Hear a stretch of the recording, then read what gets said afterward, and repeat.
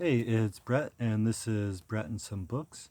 Today we're continuing the plot to seize the White House by Jules Archer. This is Chapter 5 of Part 2. With 100 Marine volunteers behind him, Butler located the train and approached the rebel forces guarding it with two heavy cloth bags in his hands. His way was barred by machetes and bayonets, and he was warned to retreat or have his small force annihilated. Through an interpreter, he informed the rebels that the bags in his hands held dynamite, and he intended to blow them off the map if they did not back off and let his men repossess the train. The rebel commander hesitated, then glumly ordered his men to yield. The Marines manned the train, and as it pulled away, Butler calmly emptied the two bags out of a rear window in sight of the rebels. They contained sand. Checking a bridge to make sure it was safe for the train to cross, he was suddenly confronted by a rebel general with an enormous mustache who whipped out a huge pistol and shoved it against Butler's stomach. If the train moved forward 1 inch, the rebel officer yelled to Marines clustered around the locomotive. He would pull the trigger. The slender Marine major suddenly sidestepped, simultaneously tearing the pistol out of the Nicaraguan's hand. Emptying the cartridges out of the barrel, he calmly returned the gun to the crestfallen general and drew his own revolver. The vanquished rebel leader meekly marched back to the train as a hostage, and the train went through.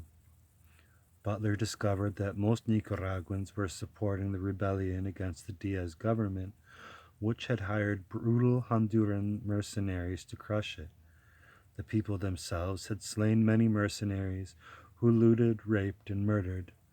Unfortunately for American prestige, a few Americans had been conspicuous among them. Butler's 100 Marines aboard the train were regarded with general hostility as similarly vicious instruments of the Diaz regime.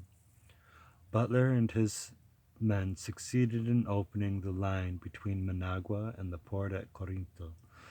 On the way back, they had to build 3 new bridges and several miles of track. Returning to Managua after 1,500-foot descent with the train's brakes gone, Butler collapsed into bed and pulled the covers over his face. During the whole week-long trip, he had had just 17 hours sleep. By now, the cynicism of the American presence in Nicaragua was becoming depressingly obvious to him. I expect a whole lot more rot about the property of citizens of ours, which has been stolen by the rebels and which I see restored to their owners. He wrote to his wife on September 13th, 1912. The following day, he complained of orders from Admiral William H. Sutherland, who headed the fleet at Corinto, virtually changing our status from neutral to partisanship with the government forces. He was next ordered to open the railroad south to Granada, Mina's rebel headquarters. Another malaria attack delayed the expedition.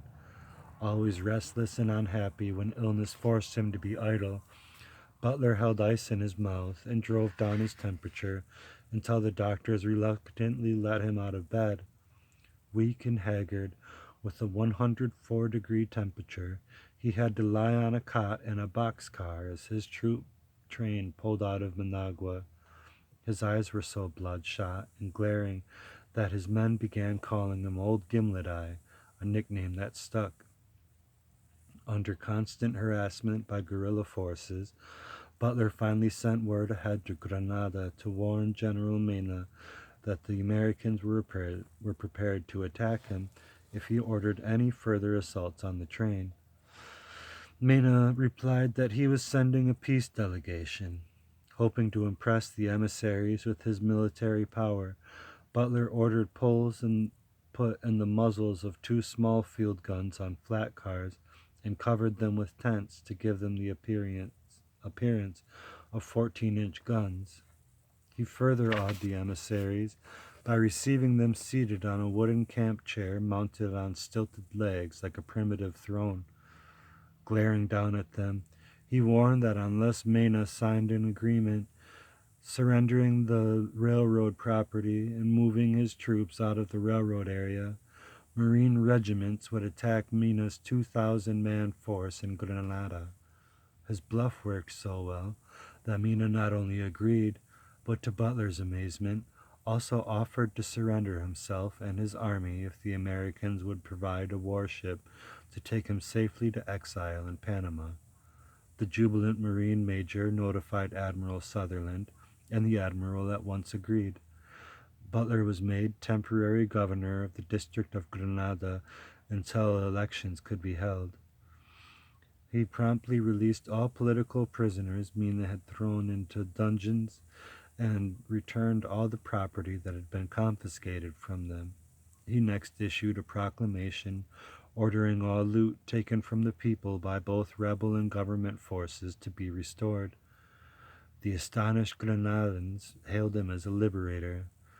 On September 30th, 1912, Butler was dismayed when the admiral transmitted cabled orders from the Secretary of the Navy, George von L. Meyer, to side openly with the Diaz regime and turn over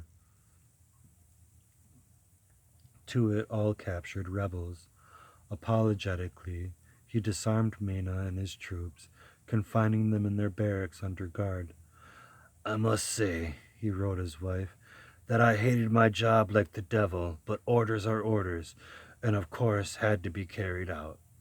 But he protested bitterly to Admiral Sutherland at the betrayal of his promise to Mena. Sutherland finally agreed to stand behind his pledge and explained to Meyer.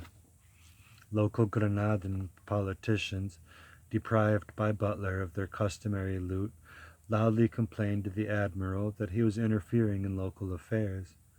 Sutherland felt compelled to relieve him as governor, sending him to crush the final remnants of the revolution.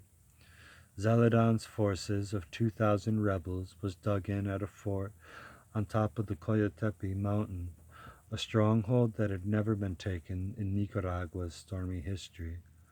On October 4th, Butler and Colonel Joe Pendleton charged up the Coyotepe, leading an 850-man Marine force.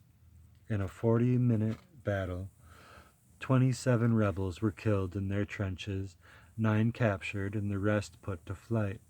2 Marines were killed. The fall of the Coyotepe put the town of Masaya, the last rebel outpost, in Marine hands. As they occupied it, some 4,000 government troops celebrated by entering the town, looting it, and getting drunk.